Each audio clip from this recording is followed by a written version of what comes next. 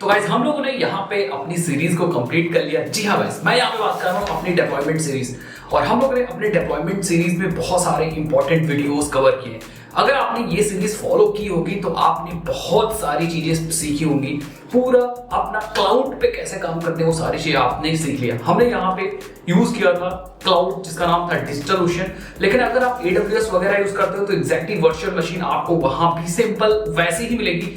थोड़ा बहुत हो सकता है नाम उसके कुछ अलग हो या कुछ थोड़ा टर्म्स अलग हो, लेकिन काम एग्जैक्टली वर्चुअल मशीन वैसे ही कर रही है। अब बात आती है कि बेसिकली हम लोग ने सीरीज में किया क्या है। बहुत सारे लोग को एडवांस फ्रेमवर्क और ये सारी चीजें नहीं दिख रहा होगा, बट वो चीज मैं इस वीडियो में क्लियर करने वाला हूँ। और लास्ट में एक चीज आपको और बताऊंगा कि भाई बहुत सारे लोग कहते हैं लिनक्स इंपॉर्टेंट है, लिनक्स पे काम करना चाहिए, तो वो ऐसा क्यों बोलते हैं, क्यों लिनक्स हमारे लिए इंपॉर्टेंट है, ये सारी हम लोग सीखेंगे इस वीडियो में। तो आप बने रहिए। अभी तक चैनल सब्सक्राइब नहीं किया तो चैनल सब्सक्राइब कर सकते हो, वीडियो को लाइक कर सकते हो, मैं ऐसे वीडियोस लाता रहता हूं। तो एग्जैक्टली गाइस हम लोगों ने यहाँ पे सीरीज को फिनिश कर लिया। अब सबसे पहले चीज मैं आपको ये बताता हूँ कि एग्जैक्टली हम लोगों ने सीरीज में किया क्या है। हम लोगों ने सीरीज में बेसिक फंडामेंटल कॉन्सेप्ट सीखा है कि कैसे हम लोग किसी क्लाउड पे वर्चुअल मशीन बना सकते हैं। हम लोग ने यहाँ पे डिजिटल ओशन यूज किया था, तो वहां पे कैसे हम लोग ड्रॉपलेट बना सकते हैं।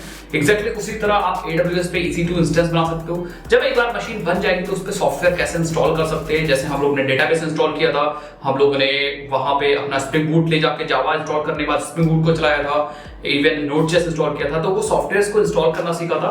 वो सॉफ्टवेयर्स पे जो हम लोग प्रोग्राम अपना चला रहे थे वो अलग अलग पोर्ट्स पे चल रहे थे, तो वहां पे पोर्ट्स भी मैनेज करना सीखा। एंड सारे साथ में जब हम पोर्ट्स को अलाउ कर रहे थे तो वहां पे प्रॉब्लम आई थी फायरवॉल वगैरह की, तो फायरवॉल वगैरह हम लोगों ने सीखा था वहां पे। अगर आपको याद हो UWF उबंटू फायरवॉल के बारे में भी हम लोगों ने सीखा था, कैसे हम चीजों को अलाउ करते हैं, कैसे हम लोग चीजों को ब्लॉक करते हैं। ये सारी चीज हम लोगों ने अपनी सीरीज में सीख रखा है। अब बात आ रही है, एक बार जैसे मान लो हमने किसी चीज को डिप्लॉय कर दिया तो एग्जैक्टली हम लोगों ने अलग अलग पोर्ट्स पे भी काम करना सीखा था। डेटाबेस हमारा दूसरे पोर्ट पे चल रहा था, हमारा बैकएंड का एप्लीकेशन दूसरे पोर्ट पे चल रहा था, एंड फ्रंट एंड का एप्लीकेशन दूसरे पोर्ट पे चल रहा था। तो हम लोगों ने वहां पे nginx सर्वर का यूज करके अपने एक पोर्ट से दूसरे पोर्ट पे चीजें कैसे ले जानी, वो सारी चीजें हम लोगों ने सीखी थी। अब गाइस बहुत सारे लोगों के दिमाग में ये चीज आ रही होगी कि एग्जैक्टली हम लोगों ने तो अपनी बेसिक ही चीज सीखा और यहाँ पे बहुत सारे टूल्स अवेलेबल है सारा काम करने के लिए। तो एग्जैक्टली गाइस आपको बता दूं कि ये जो हम लोगों ने बेसिक खुद से मैनुअल किया है, इसी को ऑटोमेट करने के लिए मार्केट में बहुत सारे टूल्स अवेलेबल हैं। फॉर एग्जांपल अगर कोई जेनकिंस वगैरह यूज कर रहा है या CD CI पाइपलाइंस वगैरह यूज कर रहा है, कंटिन्यूअस इंटीग्रेशन, कंटिन्यूअस डिप्लॉयमेंट, ये सारी चीज यूज कर रहा है, तो इसी चीज को जो हम लोगों ने मैनुअल किया है उसी को वो सॉफ्टवेयर ऑटोमेट करेगा। आई होप आपको समझ में आ रहा होगा। तो ऐसे करके बहुत सारे टूल्स एंड फ्रेमवर्क्स अवेलेबल है जिनकी हेल्प से जो काम आपने मैनुअली सीखा है उन काम को हम लोग ऑटोमेट या सॉफ्टवेयर के द्वारा करा सकते हैं। अब बहुत सारे लोगों के दिमाग में एग्जैक्टली यही आ रहा होगा कि जब हमारे पास यहाँ पे फ्रेमवर्क्स अवेलेबल हैं या टूल्स अवेलेबल हैं ये चीज करने के लिए, तो हमें क्यों ये बेसिक सीखने की जरूरत है। हम डायरेक्टली क्यों ना हम जंप कर जाएं किसी फ्रेमवर्क पे। मतलब आपको कुछ आता है नहीं, आपने बेसिक तो सीखा नहीं क्लाउड के बारे में, वर्चुअल मशीन वगैरह के बारे में आपको पता नहीं, और आप डायरेक्टली सोच रहे हो कि हम डायरेक्टली क्यों ना फ्रेमवर्क ही सीखें। But it is actually a bad idea. Direct अगर आप फ्रेमवर्क सीखोगे तो आपको बेसिक नहीं पता होगी, और अगर बेसिक नहीं पता होगी तो आप कैसे समझ पाओगे। आई होप आपको समझ आ रहा है। तो अगर आपको टेक्नोलॉजी समझना है, उस पर काम करना है, तो एग्जैक्टली आपको बेसिक पता होनी चाहिए। क्लाउड के बारे में पता होना चाहिए, क्लाउड पे वर्चुअल मशीन कैसे बनाते हैं वो सारी चीज आपको बेसिकली पता होना चाहिए। डोमेन वगैरह हम लोगों ने इंटीग्रेट किया था तो सारी चीज पता होना चाहिए। तो इसलिए हम लोगों ने सीरीज में कवर किया है पूरा बेसिक। ठीक है, तो अगर आपके दिमाग में ये चीज आ रही है कि हम लोग डायरेक्टली फ्रेमवर्क सीख सकते हैं या टूल्स सीख सकते हैं, तो एग्जैक्टली आपको टूल्स तो सीखना ही पड़ेगा भाई। अगर आप सॉफ्टवेयर इंडस्ट्री में काम करो या अपना कोई प्रोजेक्ट यूज कर रहे हो, उसको आप करने जा रहे हो, तो एग्जैक्टली आपको टूल्स तो सीखने पड़ेंगे। लेकिन उससे पहले सबसे ज्यादा इंपॉर्टेंट है कि बेसिक फंडामेंटल्स। इस सीरीज में हम लोगों ने बेसिक फंडामेंटल्स ही कवर किया है और आपको ये चीज आनी चाहिए। अब गाइस लोग को लग रहा होगा कि हम लोगों ने तो इस सीरीज में डिप्लॉयमेंट मोस्टली फोकस किया था, रिएक्ट एप्लीकेशन को डिप्लॉय किया था with the help of node server, and हम लोग ने बैकएंड बनाया था अपना स्प्रिंग बूट में, उस बैकएंड को डिप्लॉय किया था स्प्रिंग बूट को। कहने का मतलब हम लोगों ने स्प्रिंग बूट का एप्लीकेशन डिप्लॉय किया था। अब लोग को लग रहा होगा कि भाई हम लोग के पास अगर नोड का एप्लीकेशन है या हमारे पास पाइथन का एप्लीकेशन है या हमारे पास किसी और चीज का एप्लीकेशन, तो उसको हम लोग कैसे डिप्लॉय करेंगे। एग्जैक्टली गाइस ये बहुत ज्यादा आसान है। ठीक है, जैसे हम लोगों ने, देखो आप ये मत सोचिए कि हम लोगों ने स्प्रिंग बूट डिप्लॉय किया था या हम लोगों ने रिएक्ट एप्लीकेशन नोड सर्वर की हेल्प से डिप्लॉय किया था, ये सोचिए ही मत। वो तो सिर्फ एक एग्जांपल था। हम लोगों ने ये मोटो रख के स्टार्ट किया ही नहीं था सीरीज कि हम लोग स्प्रिंग बूट डिप्लॉय करने जा रहे हैं या रिएक्ट डिप्लॉय करने जा रहे हैं। मैं तो आपको चीजें सिखा रहा था कि एग्जैक्टली अगर आपके पास ये सॉफ्टवेयर है तो उसको VM पे कैसे ले जाओगे। और VM मतलब एक ऑपरेटिंग सिस्टम है, तो उस पर फिक्स नहीं है कि उस पर सिर्फ नोड.js ही चलेगा या उस पर सिर्फ रिएक्ट एप्लीकेशन चलेगा, उस पर स्प्रिंग बूट चलेगा। जैसे आपने स्प्रिंग बूट इंस्टॉल किया, जैसे आपने रिएक्ट जेएस इंस्टॉल किया था, एग्जैक्टली वैसा ही आप पाइथन भी यूज कर सकते हो, पाइथन भी इंस्टॉल कर सकते हो, वहां पे पाइथन एग्जीक्यूट कर सकते हो, इवन जेंगो इंस्टॉल कर सकते हो, जेंगो का प्रोजेक्ट बना सकते हो, जेंगो का डिप्लॉयमेंट कर सकते हो। जब जेंगो डिप्लॉय होगा उसके बाद वो सेम वो एग्जैक्टली पोर्ट भी यूज करेगा, देन उस पोर्ट को हम लोग यूज कर सकते हैं बाहर अगर हम फायरवॉल अलाउ कर दें। तो एग्जैक्टली आपको ये चीज समझना है कि वो एक ऑपरेटिंग सिस्टम था वर्चुअल मशीन। इस चीज के लिए अगर आप कंफ्यूज हो रहे हो तो आपको थोड़ा सा ध्यान देने की जरूरत है। वो एक ऑपरेटिंग सिस्टम था, ऐसा नहीं कि वहां पे नोड मैंने सिखा दिया तो नोड इंस्टॉल होगा, उस पर तो आप कुछ भी इंस्टॉल कर सकते हो।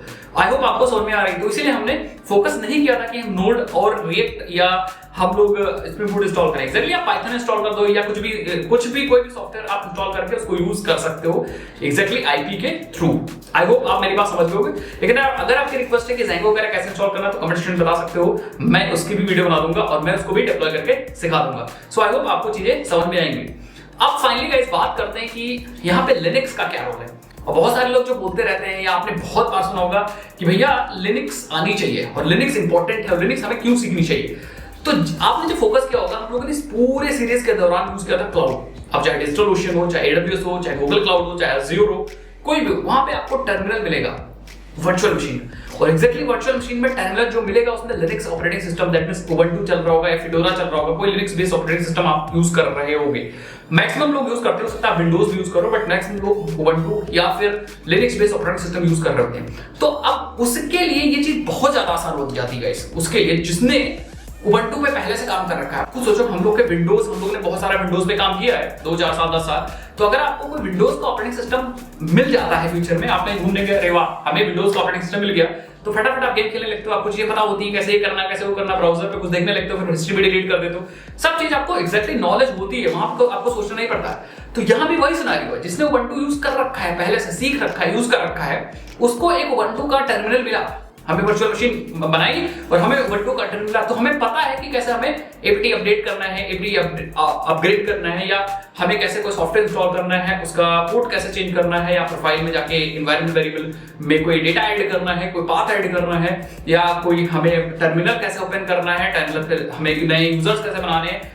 मतलब अगर आपने पहले से उबंटू पे काम कर रखा होगा तो आपको ये चीजें बहुत ज्यादा आसान हो जाएंगी। फिर आपको वहां पे मतलब ये नहीं स्ट्रगल वहां पे नहीं करना होगा। आप विम एडिटर फटाक से ओपन कर लोगे, विम से एडिटिंग कर लोगे, और साथ ही साथ में विम क्लोज कर लोगे, सारी चीज वहां पे कर पाओगे।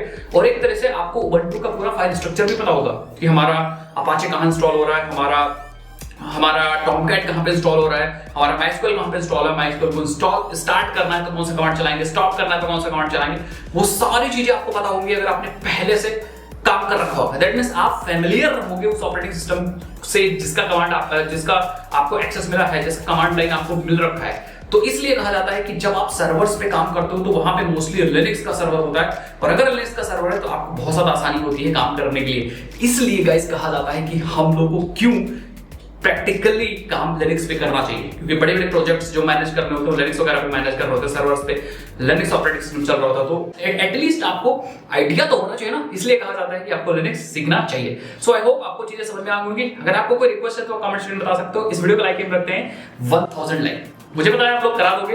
एंड मिलता हूं इसी के नेक्स्ट वीडियो में। और हाँ, जो हमारा प्रोजेक्ट था वो लाइव है, आप जाकर उसको एक्सेस कर सकते हो। थोड़े दिन में इसको लाइव रखूंगा और आप अच्छे अच्छे कमेंट्स टेस्टिंग फॉर फन के लिए कर सकते हो। मैं मिलता हूं नेक्स्ट वीडियो के लिए। जय हिंद, जय भारत, बाय बाय।